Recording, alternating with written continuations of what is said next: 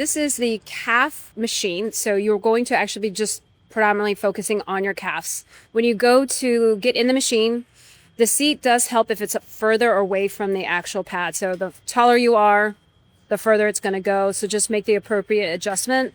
Your legs are going to be pretty much straightened out when you go to do this machine so that you can focus on your calves. You're not bending your knees during this exercise. So you'll push the machine a little out just to engage in tension only. The padding is rested right on the pad of his foot. So the bar itself is right underneath the padding of his feet. Small range of motion. Making sure you don't overextend as the toes come toward your knees. You can pull your Achilles. This is a very small muscle that attaches underneath your heel into your foot. So if you overload, this thing will pop and roll like a fruit roll-up. So be cautious of how much you load on this. Just a small range of motion, pushing in and outward. Notice no knee movement, no hip movement.